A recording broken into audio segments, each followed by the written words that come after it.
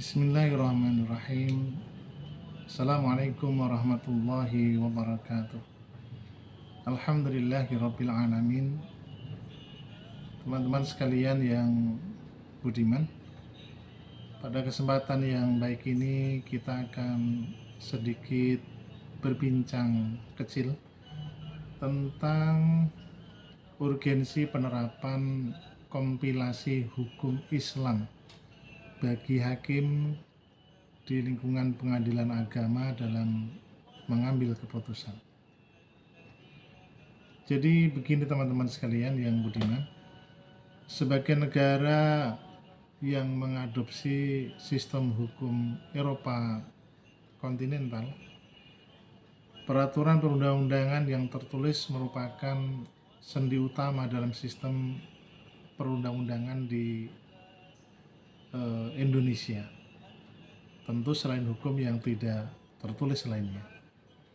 Untuk menyelesaikan perkara-perkara peradilan diperlukan sumber hukum material sebagai dasar hukum penyelesaiannya. Salah satunya adalah kompilasi hukum Islam yang pada saat ini kita lebih familiar, lebih mengenalnya dengan akronim KHI, kompilasi hukum Islam. KHI itu sendiri disusun dan dirumuskan untuk mengisi kekosongan substansial yang diberlakukan pada pengadilan dalam lingkungan peradilan agama. Dengan diperlakukannya KHI secara yuridis, maka hukum Islam di bidang perkawinan, kewarisan, kemudian perwakafan menjadi hukum positif tertulis dalam sistem hukum nasional. Ia menjadi dasar untuk pengambilan keputusan hukum di lingkungan peradilan agama. Teman-teman sekalian, dalam konteks KHI dalam sistem hukum nasional, setidaknya ada 3 fungsi KHI. Ada 3 fungsi KHI di Indonesia. Yang pertama, sebagai langkah awal untuk mewujudkan kodifikasi dan juga unifikasi hukum nasional yang berlaku untuk warga masyarakat terutama umat Islam. Hal ini menjadi penting mengingat mayoritas penduduk Indonesia adalah Muslim. Kemudian yang kedua adalah sebagai pegangan hakim pengadilan agama tentunya dalam memeriksa dan mengadili perkara-perkara yang menjadi kewenangannya. Yang ketiga adalah sebagai pegangan bagi warga negara mengenai hukum Islam yang berlaku baginya. KHI merupakan hasil rumusan yang diambil dan disarikan dari Al-Quran dan Hadis, serta disarikan dari berbagai kitab kuning yang semula tentu tidak semua orang dapat membaca dan memahaminya secara langsung, dan KHI menjawab ini. Teman-teman sekalian yang budiman, seterusnya adalah bahwa semenjak dikeluarkannya Impres nomor 1 tahun 1991, maka kompilasi hukum Islam secara praktis telah menjadi sumber hukum material di peradilan agama bagi para hakim, pengacara, dan tentu saja pencari keadilan.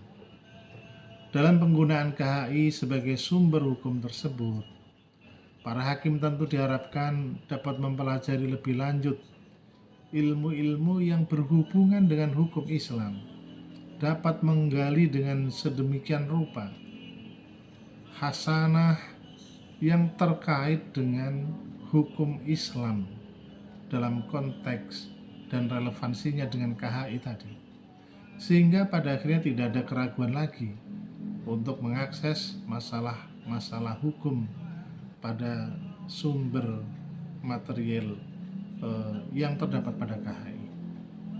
Dengan demikian, penerapan KHI bagi hakim pengadilan agama memiliki peranan penting, sangat urgent dalam memastikan bahwa proses pengambilan keputusan hakim itu dilakukan dengan integritas tinggi, dilakukan dengan penuh keadilan dan penuh dengan kepatuhan terhadap prinsip-prinsip Islam serta norma-norma etika yang berlaku.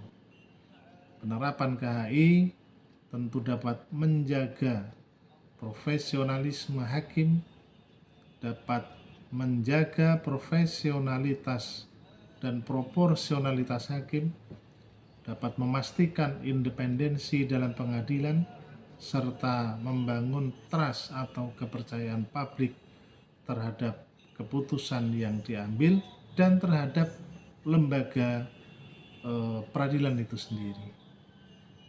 Dengan demikian, penerapan KHI bagi hakim pengadilan agama tentu memiliki peranan yang sangat-sangat urgent sekali. Kawan-kawan dan teman-teman sekalian yang dirahmati Allah Subhanahu wa taala, KHI memberikan pedoman dan aturan yang mengatur tata cara dan perilaku hakim pengadilan agama. Beberapa aspek penting dalam penerapan KHI bagi hakim pengadilan agama dalam pengambilan keputusan diantaranya adalah yang pertama, independensi dan imparsialitas.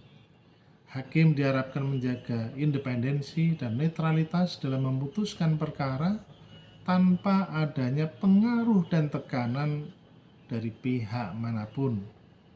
Mereka harus berpegang teguh pada prinsip keadilan dan mengambil keputusan berdasarkan fakta, hukum yang berlaku, dan bukti yang ada. Yang kedua, etika profesional. Hakim diwajibkan menjaga etika profesional yang tinggi dalam menjalankan tugasnya. Mereka harus menjaga integritas, kejujuran, serta menghindari konflik kepentingan yang dapat mempengaruhi objektivitas keputusan. Kemudian yang ketiga, pengetahuan hukum dan konsistensi. Hakim harus mempertimbangkan azas-azas keadilan dalam pengambilan keputusan, seperti azas persamaan hak di depan hukum, kebebasan berpendapat, serta perlindungan hak-hak individu dan kelompok dalam kerangka hukum yang berlaku. Sementara itu yang kelima adalah peningkatan kompetensi. Hakim diharapkan terus mengembangkan dan meningkatkan kompetensi mereka, dapat melalui pelatihan, pembelajaran berkelanjutan, atau secara aktif berpartisipasi dalam forum-forum diskusi dan penelitian yang berkaitan dengan pengadilan agama.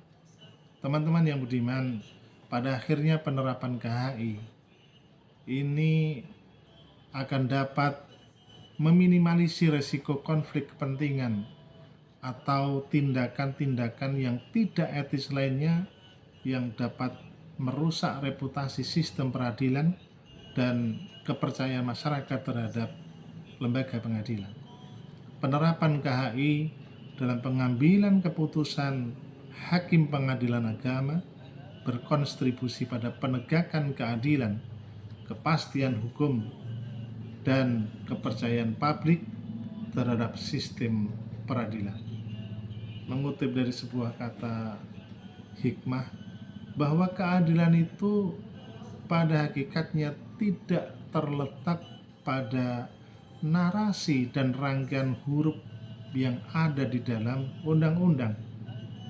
Keadilan itu terletak dalam hati nurani hakim yang melaksanakannya. Dengan mengikuti prinsip-prinsip etika yang diatur di dalam KHI, hakim dapat memastikan bahwa keputusan yang diambil mencerminkan keadilan, mencerminkan proporsionalitas, mencerminkan profesionalitas, dan mencerminkan akuntabilitas, sehingga dapat menjaga integritas dan reputasi institusi pengadilan agama. Demikian teman-teman yang budiman, semoga dapat mencerahkan, semoga bermanfaat, dan dapat membuka cakrawala yang lebih luas tentang penerapan KHI bagi hakim di lingkungan pengadilan agama. Mohon maaf atas segala kekurangan. Wassalamualaikum warahmatullahi wabarakatuh.